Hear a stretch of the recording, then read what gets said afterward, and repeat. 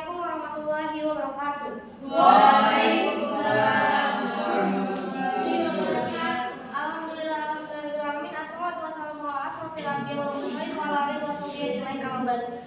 Berdirinya saya di sini ingin menyampaikan materi tentang peneladannya kisah Fatimah Zahra dan Uwais Al-Qarni. Kita belajar tentang riwayat hidup singkat Fatimah Zahra. Jadi Fatimah Zahra adalah putri Nabi Muhammad SAW dan Khadijah.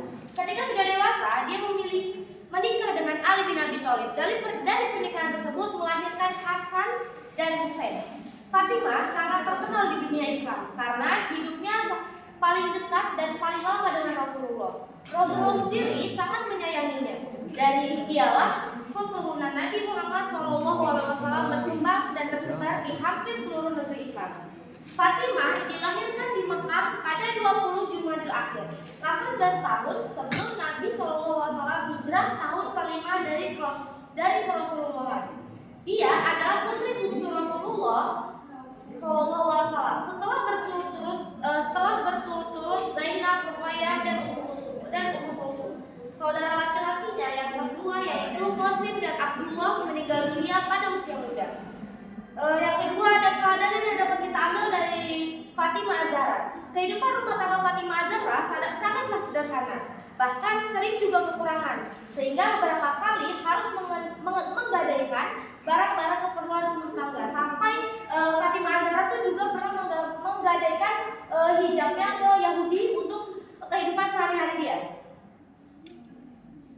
Tapi memang Nabi Muhammad SAW sangat sayang kepada Fatimah. Sewaktu Nabi Muhammad SAW sakit keras, menjelang wafatnya, Fatimah tiada henti menangis.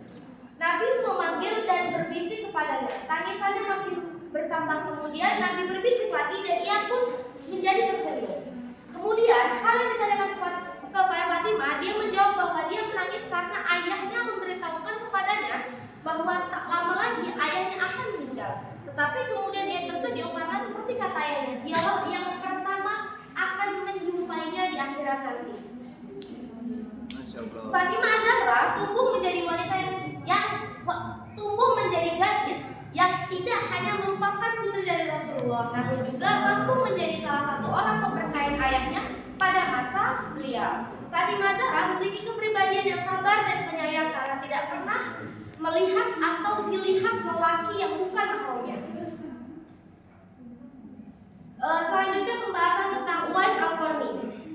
Riwayat hidup singkat tentang Uwais Al-Qarni itu adalah, jadi Uwais Al-Qarni ini adalah salah seorang penduduk Yaman, daerah Qarn dari kabilah Murad. Ayahnya sudah tiada dan dia hidup bersama ibunya dan sangat berbakti kepadanya.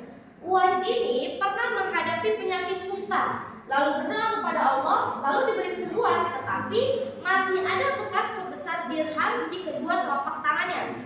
Menurut keterangan, Nabi Muhammad SAW mengatakan bahwa Uwais adalah pemimpin para tabi'in. Suatu ketika Nabi Muhammad berkata kepada Umar bin Khattab, yaitu, jika kamu bisa meminta kepadanya untuk memohon ampun kepada Allah untukmu, maka lakukanlah. Ketika Umar bin Khattab telah menjadi Amirul Mukminin, dia bertanya kepada para jamaah haji di Yaman di Baitullah pada musim haji, apakah di antara warga kalian ada yang bernama Uwais Al-Qarni? Mereka menjawab, ada.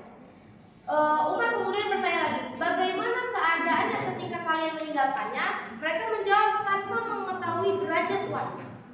Kami meninggalkannya dalam keadaan miskin harta, benda dan pakaian yang rusak.